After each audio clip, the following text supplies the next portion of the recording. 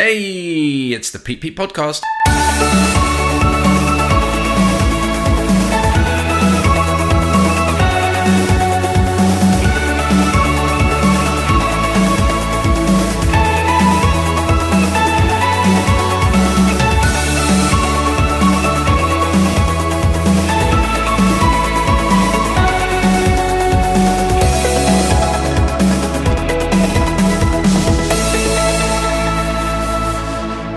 Hey, this is the Pete Podcast. It's episode 4. Thanks for tuning in. In this episode, I spent a bit of time chatting with Joe, who is probably better known locally as the Ginger Italian. And he had some pretty interesting things to say about what it takes to manage and run a restaurant business, and some of the processes he went through to create a stunning menu that offers great variety, and but is also cost efficient as well. So some interesting stuff. And Joe also talked a little bit about what it's like currently in the lockdown, and how the business is surviving and in fact thriving. Anyone that's eaten at his restaurant will know that it is pretty good. He's got the restaurant down on Rythe Green near Carshalton College. If you haven't been, do check it out. But in the meantime, continue listening. This is the Pete Podcast with Joe, the Ginger Italian.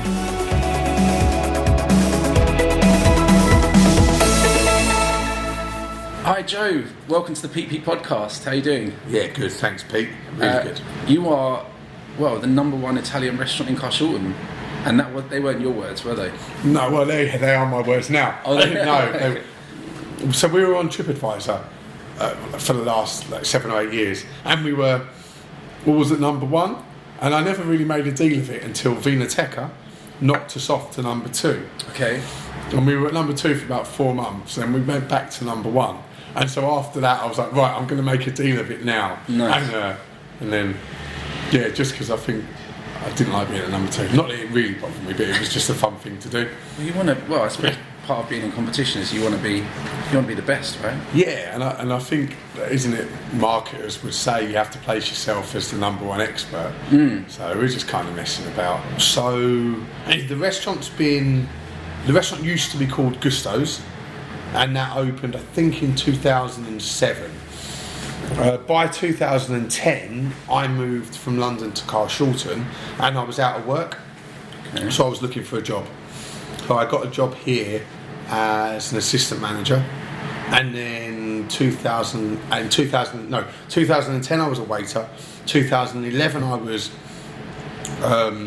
supposed to be assistant manager, but the manager walked out, so I was manager.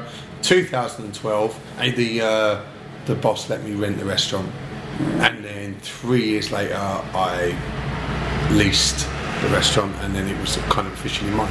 Oh, okay, because wasn't it before? Because it was Alverdi for a while, wasn't it? Yeah, so it was Gusto's, and then it was Alverdi when I took it. Okay. It probably would have stayed as Gusto's, but when I put it online with a website and Facebook, there was another Gusto's that legally made us change. So Alverdi was like we needed a name, and I didn't really know what name I wanted, so we just went with something that translated, and it was At the Green. Like, customers were giving us English words, and I was translating them on the computer. Right. Okay. And so Alverdi kind of looked nice. But, okay. Yeah. And so out of that, then you then put your own name on it, your own spin. Yeah. So my partner, when we got together, she always put me on her phone as my Ginger Italian. Brilliant. Right. I thought I made the name up. Oh, right. Yeah, so I thought I made it up, and then when I wanted to change the name of the restaurant to the Ginger Italian, she was like, oh yeah, that's a really good idea. And it wasn't until, it must have been months later, that I said to someone, oh, I just came up with this name. And she was like, no, you didn't.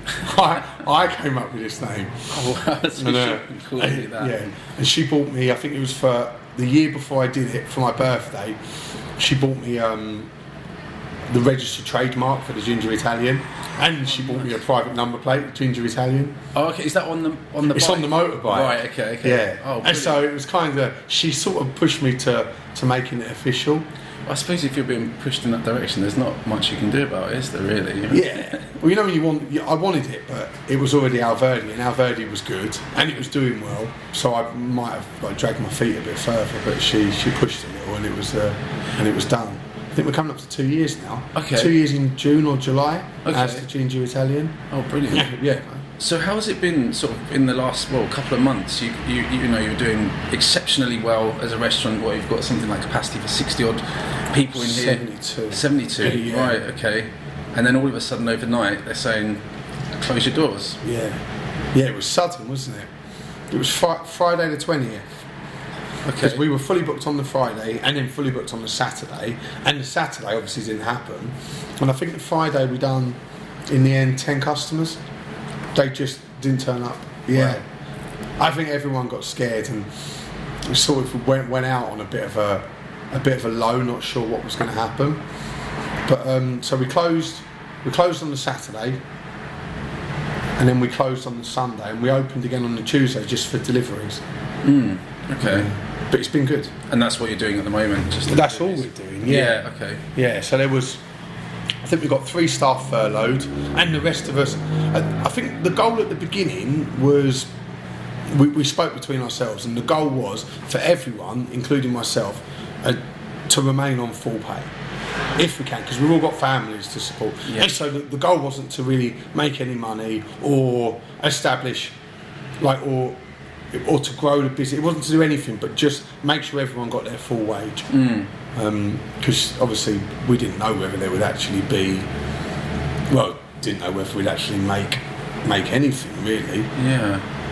So have you had to adapt the menu? I don't know, like during this time, or We were quite lucky because we already had a takeaway menu. Oh, brilliant. Okay. So we already had takeaway deliveries up and running. Right. Okay. And we had a computerised till system where we weren't using it, but you could store names and addresses and they print off on the receipt. So whereas, I don't know if you've noticed a lot of restaurants in Sutton, as you've gone past, they've been closed because they obviously didn't have a delivery structure in place.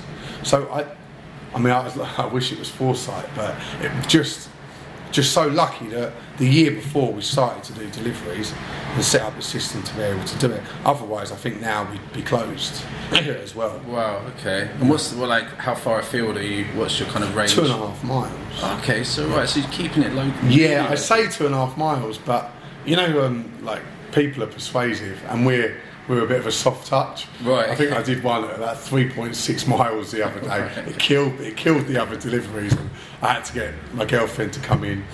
We've done one in Carshalton as well. Okay. So a guy in Carshalton, he said, well, we want to have a Zoom dinner.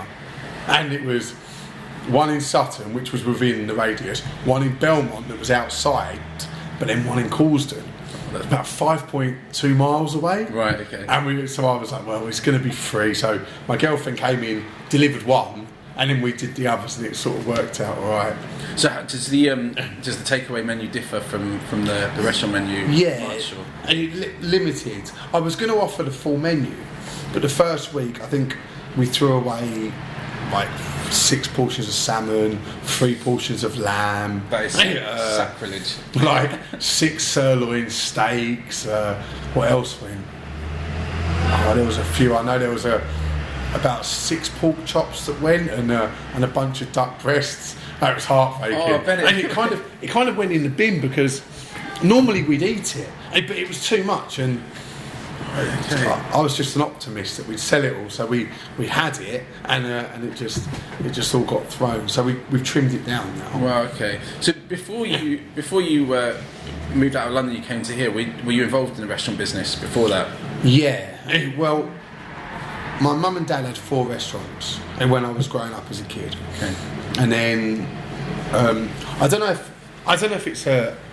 if any kid wants to do what their parents do, because I wanted to be a vet, and then I joined the army for 6 years, and then I tried to be a bodyguard, but I think you kind of always go back to what you know. Okay. So when I left the army, me and my dad opened a little sandwich bar in central London on the Strand, Wow. just opposite Charing Cross Station. Wow. Okay. Yeah, it was a real experience. Wow. Okay. And we were there for 4 years before, I think from around 2006 when I left the army to 2010 when I came out here, and we were there. That was cool. That was hard work. Like massively fast. The difference, like, is serving food. like, I know a lot of people might see it as like a restaurant, but it's furious. Making sandwiches, you're almost throwing the food over the counter. So obviously you must have learned quite a bit from your parents then about cooking dinner and building a menu.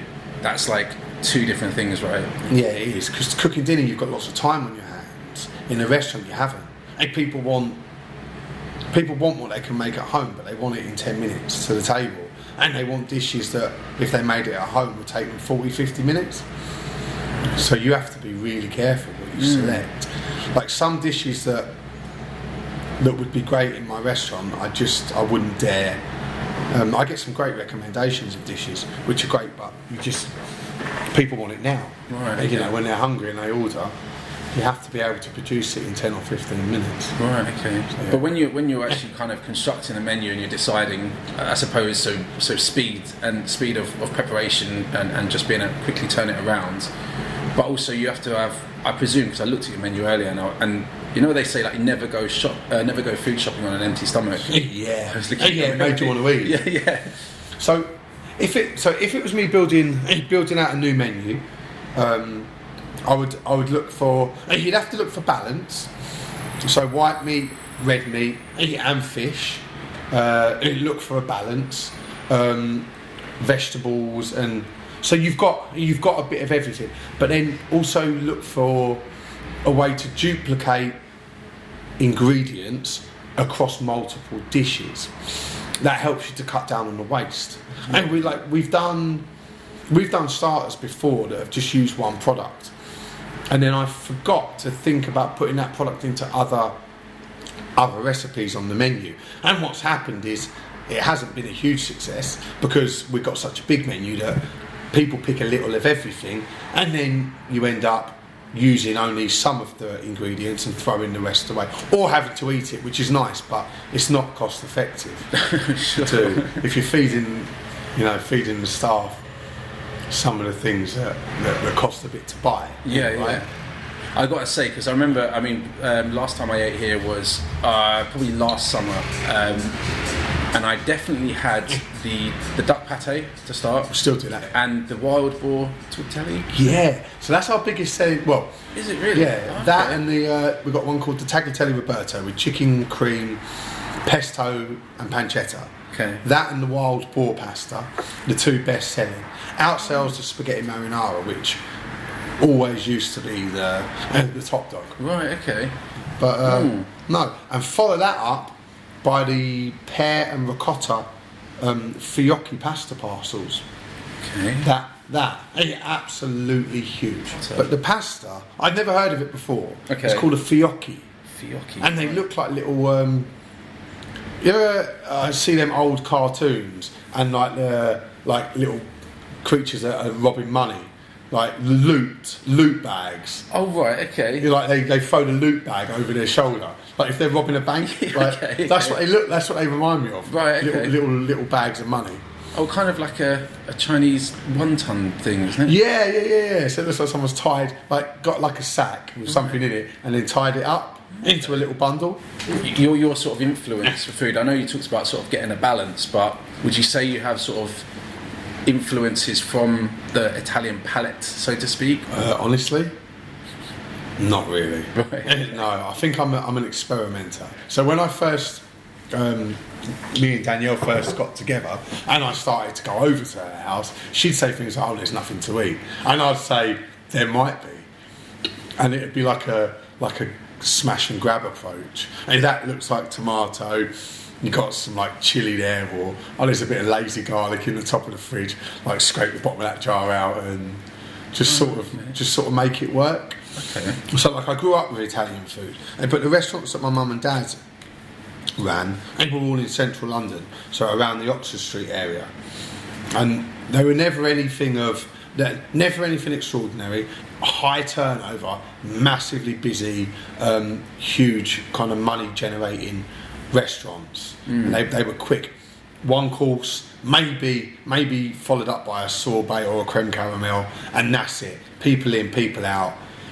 And so I don't really suppose there's much to draw on there in terms of serving real quality. Oh right. Okay. Just okay. there's Yeah, so I've had to kind of do a lot of experimenting, cooking at home a lot, like working. I've worked in a few other restaurants, and also having a background of food. You've already got a base of like your traditional staple Italians, like your spaghetti marinaras, your lasagnas, things like that. Your chicken or veal Milanese.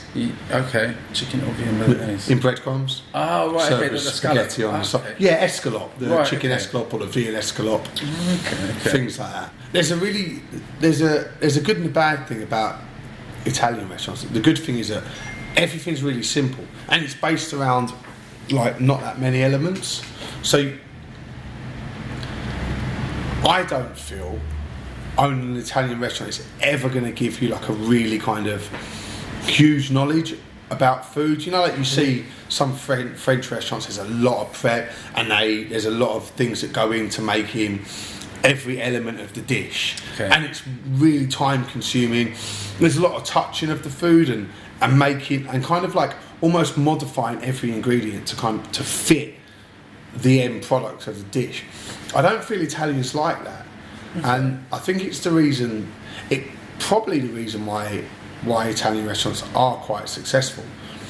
There's a few elements, and if you cook them well and you put them together well, like a lot of the food's based around tomatoes, onions, garlic, and then you add things in or out of that, or onions and cream, salt and pepper, and kind of add meat or fish or pasta in and out of them sort of products. Okay, so that makes sense. It gives you a lot of freedom to, like, it's easier to get right. Do you know what I mean? Okay, no, that makes sense. Yeah, it's almost like that less is more approach. So rather than being too complicated, it's just like super simple but super tasty because you use like those core ingredients which are. So it would never satisfy if someone like Heston Blumenthal, who was like a scientific sort of took a scientific approach, need lots of elements and one blends with another. It would never satisfy them. Hey, but for someone like me, who I don't want to eat in an hour and a half. I want to eat in 20 minutes, but I want it to be really good. And I want it to power me until my next meal. I want to feel full, and then it's like that perfect food. It is food that you'd cook at home, or you could cook at home if you just took a really little amount of time. Right. Okay. So that's the whole approach basically for you. Is it like just something that could be made at home, but you? Well, if you think about it, like imagine I was to spend a lot of time in the kitchen having to experiment. I'd never get to run the business. And like, what's really important about here is being able to communicate with our customers. I kind of feel like having the food really simple and having it quite basic, you get to focus on the quality. That makes sense. Yeah, that makes absolute sense. Yeah. All the time that you're having to like pay a chef to manipulate like 22 ingredients to become something astronomical, you can buy better steaks. Right. And like we invest in like grass-fed free range beef, and then you always get a great steak. Okay. Like the quality just stays really good, and I think that's important. And then once you've got that, you can kind of move on to just running a really good restaurant. There's not even a huge love for Italian food. There's like I love food, I like cooking, I love eating, I love feeding people, and I just like the whole vibe of having a restaurant and bringing like people food and drinks and making a fuss. In all honesty, it could be anything. It could be Spanish, it could be like I just found that because my parents had 4 Italian restaurants, it's just second nature. I just grew up with it, and I grew up in a restaurant, like getting under the chef's feet. And my first dishes I learnt to cook, and they were Italian. Penne matriciana was the first pasta dish. Okay. Pancetta, onions, tomatoes and garlic and a little bit of chilli. So simple. Yeah. Veal al limone, which is just veal just banged out, so it's a bit flat, done in a white wine, butter and lemon sauce. So simple, right? Nothing difficult at all, like just sauté potatoes or skinny fries on the side. Okay. I just know that from being around the restaurants when I was growing up, it looked attractive. Okay. My dad used to go out on the street in St James Street, just off Oxford Street, and his first restaurant there, it was super busy. They used to do about 400 people a day through that door. And I remember just seeing him at lunchtime. He'd go outside and he'd just start talking to people and dragging them in. Come on, it's lunchtime. If you don't like it, I'll buy it for you. Yeah, you look hungry. Why don't you just come in? Your first drink's on me. And he'd just have a laugh, and he'd be out there for like 30, 40 minutes, and the restaurant would fill up. Wow. Proper hustler. Yeah, I think it's the buzz of it. I don't think it's the cuisine. I think it's the buzz of it.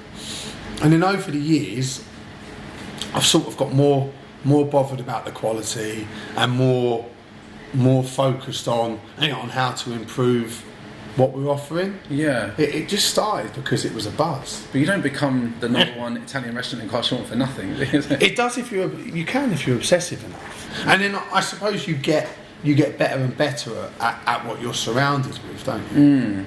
I'm not finished with here yet. Here needs more. I feel like the menu's good. We've done enough on that. The rest of this year was going to be devoted to improving the service structure of the restaurant, how we can take what we've already got and improve it when we give it to the customer. Obviously that's changed now, and then January next year was supposed to be the start of the next venture, which was going to be the Ginger Burger restaurant. 100% that's still going to go ahead.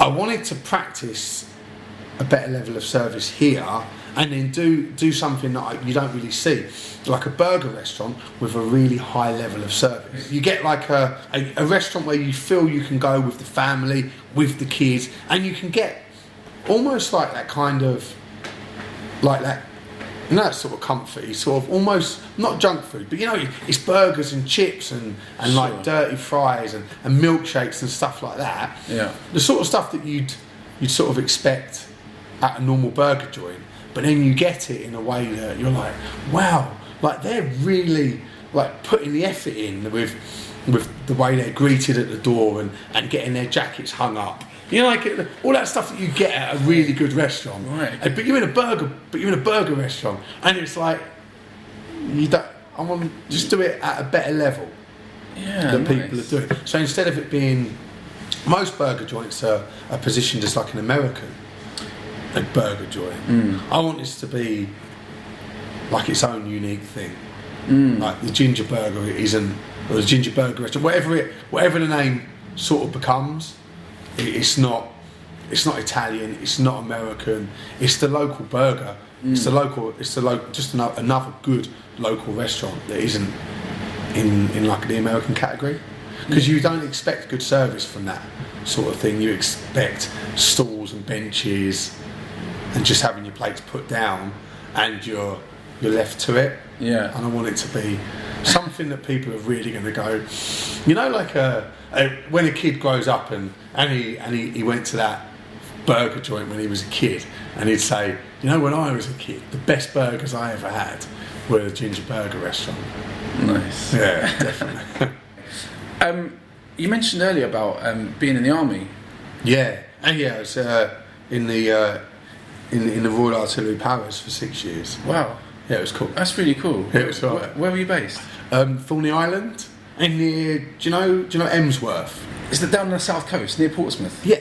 So next to Havant. I don't know if you. I've actually walked around it. You can. There's a gate when you come to. You have to press a button. That's Thorney Island. Yeah. And it's got a path that civilians are allowed to go on. Yes. But you're not allowed to come in off that path. That's it. Yes. Yeah. So you were based there? Yeah. That's an 8-mile path. That was a pig of a training session. Oh wow. Part of it's across the beach. Good place to be based though. Yeah. It had its own island. Well, it was an island of sorts. Had its own airstrip. One of the SAS TA regiments used to train there. Okay. So we used to get to parachute out of actually onto our islands rather than going somewhere else. We'd be able to go up to the SAS bit, put the parachutes on, and jump onto the island for training. It was like bloody cool. Oh, that's really cool. Really cool. Did you do any tours or anything? Did you go away? Cyprus, 6 months in Cyprus. Right, okay. And that was it. Okay. And then when I gave my notice to leave, you have to give a year's notice. So at my 5-year point, I gave my year's notice, and I was ready to leave by that point. Right, okay. So you've done 6 years. It just didn't. Any stripes or just One. Right, Yeah, okay. I was a Lance Corporal. Right, okay. I got promoted fast after my Cyprus tour. I went to Cyprus after being in about 2.5 years. Came back after 6 months. Did my para course and then my jumps, and then got promoted straight away. So that was quite quick. Wow, that's So really maybe looking back, probably could have done all right out of a career in the army. Yeah. But you've got to not mind being told what to do all the time. During your time in the army, did you ever think what is beyond this? Like, I don't really know. I joined the army to get away from things that I was doing when I was young. So I don't really think, I didn't join the army with a plan. Like, the army was kind of a bit of an escape route to try and live my life a bit better.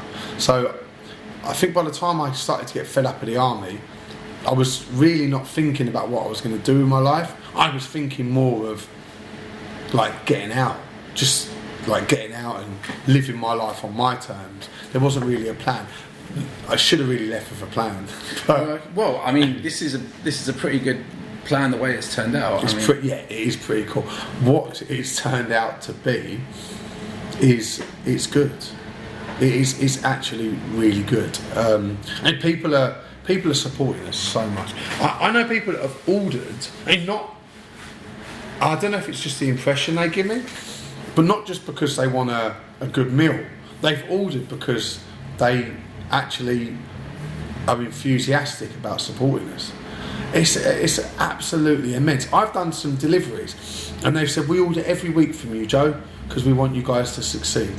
Oh wow. I'm like, really? And they say, yep, don't worry, and we'll order every week. This will be our Friday treat, and from now until this finishes.